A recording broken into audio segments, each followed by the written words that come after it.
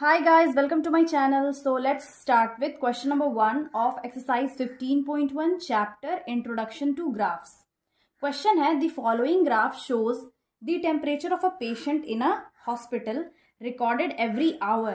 यहाँ पे जो ग्राफ है वहाँ पे शो किया हुआ है टेम्परेचर, एक पेशेंट का टेम्परेचर जो हर एक घंटे रिकॉर्ड हो रहा है एक हॉस्पिटल में. तो यहाँ पे जो गिवन क्वेश्चन है उसका आंसर देना है. What was the patients temperature at 1 PM. तो दोपहर के 1 बजे उस पेशेंट का टेम्परेचर क्या था. यहाँ पे जो गिवन ग्राफ है वहाँ पे नीचे जो एक्स एक्सिस है यहाँ पे टाइम है, वाई एक्सिस में टेम्परेचर है. यहाँ 9 AM, 10 AM, 11 AM, 12 Noon, 1 PM, 2 PM and 3 PM है. क्वेश्चन में है कि एट 1 PM उस पेशेंट का टेम्परेचर क्या था. तो यहाँ पे हम देखेंगे पॉइंट जो प्लॉट किया गया है वो 36 से ऊपर है एंड 37 से नीचे है. That means 36.5 degree Celsius. यहाँ पे हम इसका आंसर लिख लेंगे कि द पेशेंट्स टेम्परेचर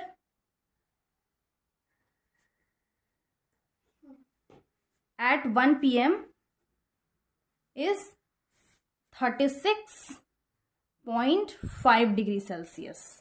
नेक्स्ट जो क्वेश्चन है वो है when was the patients temperature 38.5 degree Celsius. अब यहाँ पे हम लोग को पूछा है टाइम, किस टाइम पे पेशेंट का जो टेम्परेचर है वो 38.5 डिग्री सेल्सियस हो गया था. तो इस ग्राफ में हम लोग देख लेंगे कि एट विच आवर, कौन से टाइम में पेशेंट का टेम्परेचर 38.5 डिग्री सेल्सियस हो गया है. तो यहाँ पे देख लेते हैं, यहाँ पे ये किसके नीचे है, 12 नून. तो यहाँ पे हम लोग लिख लेंगे eight 12 noon the patient's temperature is 38.5 degree Celsius. जो नेक्स्ट क्वेश्चन है वो है the patient's temperature was the same 2 times during the patient's given. What were these 2 times? तो क्वेश्चन में है कि पेशेंट का जो टेम्परेचर है किसी 2 टाइम के बीच सेम रिकॉर्ड हो रहा है. तो हम लोग को यहाँ पे फाइंड करना है कौन सा वो 2 टाइम है जिसके बीच में पेशेंट का टेम्परेचर सेम आ रहा है. तो यहाँ पे हम ग्राफ में देख लेंगे 1 PM to 2 PM यहाँ पे जो टेम्परेचर है वो सीधा है, कांस्टेंट है, और वो क्या है 36.5 डिग्री सेल्सियस. यहाँ पे हम लिखेंगे the patients temperature was same that is 36.5 degree Celsius at 1 PM and 2 PM. Question number 4 है what was the temperature at 1:30 PM and how did you arrive at your answer. तो इस question में है कि 1:30 PM में जो timing है 1:30, उस टाइम में जो पेशेंट है उसका टेम्परेचर यहाँ पे क्या रिकॉर्ड हुआ है. तो यहाँ पे हम लोग देख ले रहे हैं 1 PM to 2 PM के बीच में जो इसका टेम्परेचर है वो कांस्टेंट है. दैट मीन्स 36.5 डिग्री सेल्सियस है. तो 1:30 में भी 36.5 डिग्री ही सेल्सियस होगा. और क्वेश्चन में रीजन भी बताना है, how did you arrive at your answer, because the temperature is constant और same between 1 PM to 2 PM. तो यहाँ पे हम लोग स्टेटमेंट लिख सकते हैं, since it is clear from the graph that between 1 PM to 2 PM the temperature is constant, that is 36.5 degree Celsius. Therefore we can say that the temperature at 1:30 PM is 36.5 degree Celsius. And also we can say that the temperature did not change during the time 1 PM to 2 PM. तो यहाँ पे हम statement लिख लेंगे because the temperature did not change during 1 PM to 2 PM. तो ये है इसका रीजन. अब यहाँ पे एक और क्वेश्चन गिवन है, during which periods did the patients temperature showed and upward trend. तो यहाँ पे हम लोग को बताना है कि कौन से टाइम में पेशेंट का जो टेम्परेचर है वो ऊपर जा रहा है. यहाँ पे हम लोग क्लियरली देख सकते हैं ग्राफ में कि 9 AM से लेके 10 AM के बीच में ये ऊपर राइज कर रहा है. देन अगेन 10 to 11 में अगेन वो राइज कर रहा है एंड देन फिर 2 PM टू 3 PM में राइज कर रहा है।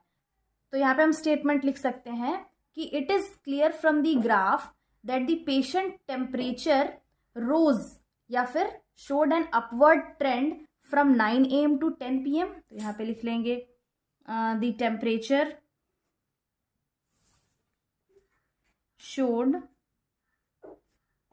an upward trend from 9 AM to 10 AM and 10 AM to 11 AM and again 2 PM to 3 PM. 2 PM to 3 PM. Why? Because the temperature is increasing in these intervals. Next question है question number 2. The following line graph shows the yearly sales figure for a manufacturing company. अब यहाँ पे जो graph show किया हुआ है एक line graph है और यहाँ पे एक मैन्युफैक्चरिंग कंपनी का हर साल का सेल्स फिगर यहाँ पे शो किया हुआ है। तो उसी से बेस्ड हम लोग को यहाँ पे क्वेश्चन जो गिवन है उसका आंसर देना है। जो फर्स्ट क्वेश्चन है वो है what were the sales in 2002 and 2006। तो 2002 और 2006 में हम लोग को लाइन ग्राफ देख के बताना है कि उसका सेल्स क्या था। और इस ग्राफ में यहाँ पे ईयर शो किया हुआ है एक्स एक्सिस में एंड वाई एक्सिस में है सेल्स इन करोर्स। फर्स्ट है what were the sales in 2002। तो 2002 में उसका सेल था 4 करोड़ एंड नेक्स्ट है what were the sales in 2006। हम लोग यहाँ पे ग्राफ देख के बताएंगे। 2006 में है 8 करोड़, तो यहाँ पे हम लिख लेंगे 8 करोड़। यहाँ पे रुपीज़ भी रहेगा, rupees 8 crore, rupees 4 crore. Next question में देख के बताना है व्हाट वेयर द सेल्स इन 2003। अब 2003 में उसका सेल्स कितना था, तो यहाँ पे है 7 crore. 2003 its sales was 7 crore. Next है इसका 2005। तो 2005 में इसका सेल्स है 10 करोड़, तो यहाँ पे लिख लेंगे रुपीज़ 10 करोड़। और जो क्वेश्चन है compute the difference between the sales in 2002 and 2006। तो यहाँ पे हम लोग को बताना है कि 2002 एंड 2006 के बीच में कितना सेल्स का डिफरेंस है। यहाँ पे हम लोग लिख लेंगे सेल्स इन 2002 कितना हुआ था, रुपीज़ 4 करोड़ का एंड अगेन सेल्स इन 2006 यहाँ पे पूछा गया है तो उसका है रुपीज़ 8 करोड़। अब दोनों का डिफरेंस निकालना है, तो डिफरेंस इन सेल्स या फिर सिंपली डिफरेंस लिख देंगे। Difference is equal to sales in 2006 minus 2002। तो 2006 का है रुपीज़ 8 करोड़ और 2002 का है रुपीज़ 4 करोड़। माइनस करेंगे तो ये आ जाएगा रुपीज़ 4 करोड़। तो कितना का डिफरेंस है सेल्स में, 4 करोड़ का। फोर्थ क्वेश्चन है in which year was there the greatest difference between the sales as compare to its previous year. तो यहाँ पे हम लोग को बताना है कि जो ग्राफ में शो किया हुआ है तो कौन से साल में सबसे ज़्यादा सेल्स हुआ है एज कंपेयर टू उसके प्रीवियस वाले ईयर में। तो यहाँ पे हम लोग फिगर में क्लियरली देख सकते हैं कि 2003 जो ईयर है ये इसका जो ट्रेंड है वो ऊपर अपवर्ड शो कर रहा है। दैट मीन्स 2003 में सबसे ज़्यादा सेल हुआ है। अगेन 2005 में भी ज़्यादा सेल हुआ है एज कम्पेयर टू उसके प्रीवियस वाले ईयर में, दैट मीन्स 2004 में। एंड देन फिर हम दोनों को जब कंपेयर करेंगे तो 2005 का 2003 से ज़्यादा सेल्स है। तो यहाँ पे भी हम स्टेटमेंट लिख लेंगे difference between the sales as compare to its previous year is 2003 minus 2002। दोनों के ईयर का सेल्स को माइनस करेंगे तो क्या आएगा 7 माइनस 4। यहाँ पे 2003 में 7 करोड़ है एंड 2002 में 4 करोड़ है। तो 7 में 4 माइनस करेंगे तो इसका वैल्यू आएगा 3 करोड़, ₹3 करोड़। अगेन अब डिफरेंस निकालेंगे, difference between the sales as compare to previous year. ये हो जाएगा 2005 में इससे प्रीवियस ईयर यानी कि 2005 का जो सेल्स है उससे माइनस कर लेंगे 2004, इससे प्रीवियस ईयर कौन सा है 2004 का, तो यहाँ पे लिखेंगे 2004। तो 2005 में है 10 और 2004 में है 6, तो 10 में 6 माइनस कर लेंगे तो ये आएगा ₹4 करोड़। यहाँ पे तो हम लोग डिफरेंस फाइंड कर लिए between the sales as compare to its previous year, but यहाँ पे हम लोग को ग्रेटेस्ट डिफरेंस फाइंड करना है। तो दोनों में ज़्यादा बड़ा डिफरेंस किसका है? ऑब्वियसली 4 करोड़ का डिफरेंस ज़्यादा है। दैट मीन्स 2005 में सबसे ज़्यादा सेल्स हुआ है उस कंपनी का। तो यहाँ पे हम लोग स्टेटमेंट लिख सकते हैं, hence in 2005 it was the greatest, there was the greatest difference between, उसके बाद ये जो स्टेटमेंट है यहाँ पे वो हम यहाँ पे कंटिन्यू कर लेंगे, between the sales as compare to its previous year. तो यहाँ पे जितना भी क्वेश्चन है बस ग्राफ को अच्छे से हम लोग देखेंगे, समझेंगे और उसी से बेस्ड क्वेश्चन आंसर होता है उसका आंसर देंगे। यहाँ पे भी हम लोग ग्राफ, जितना भी क्वेश्चन है वो ग्राफ से बेस्ड है, तो ग्राफ अगर हम समझ जाएंगे तो इसका क्वेश्चन आंसर हम लोग आराम से सॉल्व कर सकते हैं। क्वेश्चन नंबर 3 है, for an experiment in botany 2 different plants, plant A and plant B, were grown under similar laboratory conditions. Their heights were measured at the end of each week for 3 weeks. The result are shown by the following graph. तो इस question में है कि botany के लिए एक experiment किया जाता है जहाँ पे 2 प्लांट्स लिया जाता है, एक प्लांट ए है दूसरा प्लांट बी है, वो एक ही लैबोरेटरी कंडीशंस में, सिमिलर लैबोरेटरी कंडीशंस में ग्रो किया जाता है और हर एक वीक के एंड में वो प्लांट का जो हाइट है वो मेजर किया जाता है 3 वीक्स तक। तो जो इसका रिजल्ट है वो यहाँ ग्राफ में शो किया हुआ है। बस इसी ग्राफ से बेस्ड क्वेश्चंस है जिसका हम लोग को आंसर्स देना है। तो जो फर्स्ट क्वेश्चन है वो है, how high was plant A after, first question है 2 वीक्स, सेकंड है 3 वीक्स। तो यहाँ पे जो ग्राफ है यहाँ पे हम लोग देख ले रहे हैं, जो नीचे एक्स एक्सिस में वीक्स शो किया हुआ है, वीक्स का इंटरवल, वाई एक्सिस में है हाइट ऑफ द प्लांट और यहाँ पे है ये स्टार्टिंग पॉइंट है, ये फर्स्ट वीक का एंड है, ये जो लाइन है ब्लैक ये प्लांट बी है और ये जो डॉटेड लाइन है वो है प्लांट ए। तो यहाँ पे क्वेश्चन में है कि सेकेंड और थर्ड वीक में प्लांट ए का क्या हाइट है। तो यहाँ पे सेकेंड वीक में प्लांट ए का हाइट है 7 सेंटीमीटर और थर्ड वीक में प्लांट ए का हाइट है 9 सेंटीमीटर। तो यहाँ पे हम लोग इसका सॉल्यूशन लिख लेंगे directly from the graph. It is clear that after second week the plant height was, plant A height was 7 centimeter and वही after third week the plant A height was 9 centimeter. Next question है, how high was plant B after second week and third week. तो second और third week में plant B का height क्या है? तो second week में इसका हाइट है 7 सेंटीमीटर एंड थर्ड वीक में हाइट है 10 सेंटीमीटर। तो यहाँ पे हम लोग डायरेक्टली लिख लेंगे, तो after second week the height of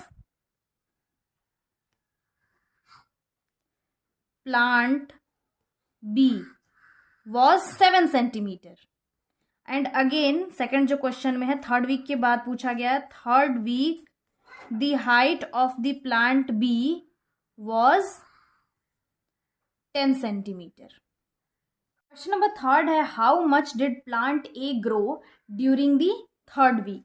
तो यहाँ पे क्वेश्चन में है कि थर्ड वीक के दौरान प्लांट ए का कितना ग्रोथ हुआ है, दैट मीन्स उस प्लांट का कितना हाइट ग्रो किया है। तो सेकेंड वीक में हम लोग देख लेंगे, सेकेंड वीक में प्लांट ए का हाइट है 7 सेंटीमीटर एंड थर्ड वीक में प्लांट ए का हाइट है 9 सेंटीमीटर। तो 7 और 9 के बीच कितना का डिफरेंस है? 2 सेंटीमीटर्स का डिफरेंस है। दैट मीन्स अगर 9 में अगर हम 7 माइनस करेंगे तो 2 सेंटीमीटर आएगा। फिर हम लोग डायरेक्टली लिख सकते हैं कि plant A grew 2 centimetre during the third week, या फिर हम स्टेटमेंट वाइज भी एक एक करके लिख सकते हैं। ये फॉर प्लांट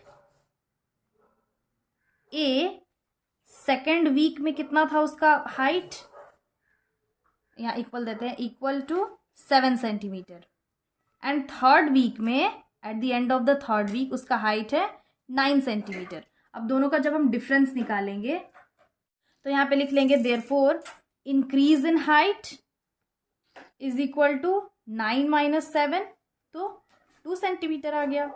तो फाइनली यहाँ पे स्टेटमेंट लिख लेंगे, hence during the third week plant A grow 2 centimetre. Question number 4 है D number, how much did plant B grow from the end of the second week to the end of the third week. ये question भी exactly C number question के जैसा है। यहाँ पे भी हम लोग को प्लांट बी का हाइट बताना है, यानी कि दूसरे वीक के आखिर से लेके थर्ड वीक के लास्ट तक उसका जो हाइट है प्लांट बी का हाइट वो कितना इंक्रीज हुआ है या फिर कितना ग्रो किया है। तो यहाँ पे भी हम लोग लिख लेंगे, डायरेक्टली लिख सकते हैं बट यहाँ पे भी हम लोग स्टेटमेंट वाइज लिख लेते हैं, for plant B second week, या फिर at the end of second week इसका हाइट कितना है 7 centimetre, and at the end of third week इसका हाइट है 10 सेंटीमीटर। यहाँ पे 10 सेंटीमीटर है। Therefore increase in height is equal to 10 minus 7 is equal to 3 centimetre. Hence the plant B grow 3 centimeter from the end of the second week to the end of the third week. Next question है question number 8. During which week did plant A grow most? Question में है कि कौन से week में plant A का growth सबसे ज़्यादा हुआ है। तो यहाँ पे हम लोग देख सकते हैं स्टार्टिंग से लेके फर्स्ट वीक तक हल्का सा ग्रोथ हुआ है, देन फिर 2 में अचानक राइज किया है एंड 7 सेंटीमीटर तक हो गया है, देन फिर सिर्फ 2 सेंटीमीटर राइज किया है 7 सेंटीमीटर से लेके 9 सेंटीमीटर तक। तो सबसे ज़्यादा राइज हुआ है सेकेंड वीक में। तो यहाँ पे हम लोग स्टेटमेंट लिख लेंगे, और it is clear from the graph we can say that plant A grow mostly at the second week. Plant A grow most at the second week. Question है question number F, during which week did plant B grow least, यानी कि कौन से week में plant B का growth सबसे कम हुआ है।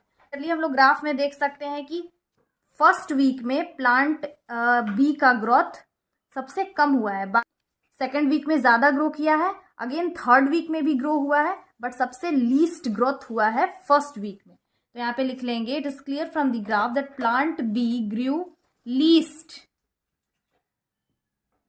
Eight the first week. Number G है, were 2 plants of the same height during any week shown here specify. तो इस क्वेश्चन में है, क्या किसी भी वीक में दोनों प्लांट का हाइट सेम है। तो यहाँ पे हम ग्राफ में देख लेते हैं, सेकेंड वीक में दोनों plant that is plant A plant B दोनों का हाइट सेम है और वो है 7 सेंटीमीटर। स्टेटमेंट लिख लेंगे, it is clear from the graph that at the end of the second week के एंड में both the plants that is plant A and plant B were of the same height, दोनों का height same था। So I hope ये solution समझ में आ गया होगा। Again I'll be back with the next video solving the remaining questions of this exercise. Till then have a nice day. Thanks for watching.